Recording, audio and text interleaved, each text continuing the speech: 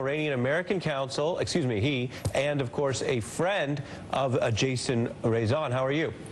I'm doing well. How are you? I'm fine. We've been there you are on Skype. You know, we're juggling so much I didn't know you were going to pop up, so now I see you. But it's been that kind of news day, a lot going on. Same question to you. Your thoughts here on these developments?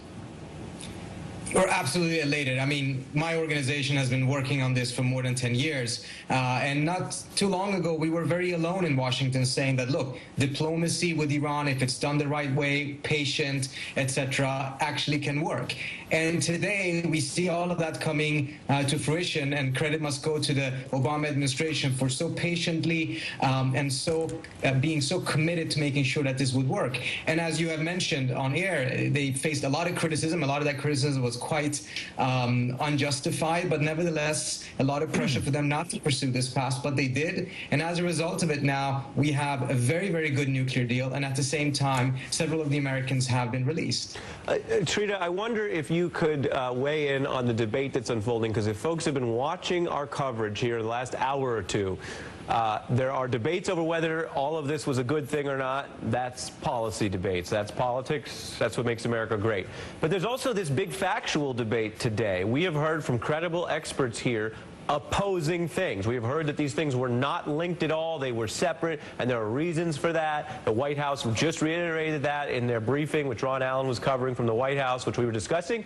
And then you hear Ann Guerin, a very respected Washington Post reporter who I just got off the call with there, who's close to this, who's a friend of Jason's like you, and she said, hey, give me a break, I'm paraphrasing. They're obviously linked. That's why we're covering this both happening today. I wonder if you could weigh in on that factual debate.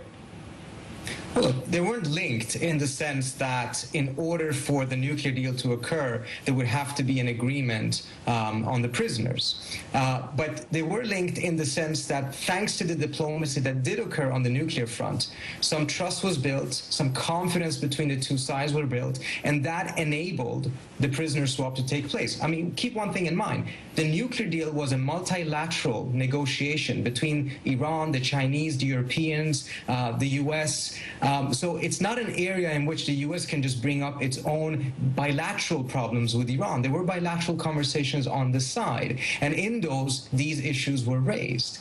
But the idea that these were connected in that more direct sense, I don't think is true. The fact that it occurred on implementation date obviously is not a coincidence. It's because implementation day is the day when the sanctions are lifted, and that's the day when the Iranians most likely would be willing to agree to release the prisoners. Right.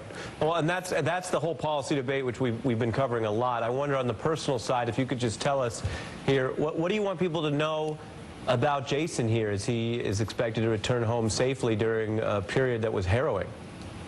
Jason's just an amazing guy, and the fact that he had to endure this is so unjust, and I just want to see what he has to say when he comes back. I want to see if he's changed. I want to see if he's exactly the way he was. I mean, one is worried about someone that has endured this. And remember, in the beginning, he was quite mistreated in jail as well. So, and he has some medical issues as well that wasn't attended to in the beginning. Mm-hmm. But I think overall, the thing that with Jason that was so amazing is that he knew that there are many different sides to Iran, and the side that the media in the United States tended to focus on is just one side. It's not a particularly pleasant side, but it's only one side. And Jason's mission was to make sure that American public will get to see the many, many different sides of Iran, many of them quite positive. I mean, take a look at the stories that he was filing for Washington Post. They were more often not about this nuclear issue. His latest story before he was jailed is about how American baseball had become so popular in Iran. And coming up as we continue our coverage here of those 5 Americans freed by Iran, we're going to hear from the wife of one of the prisoners released today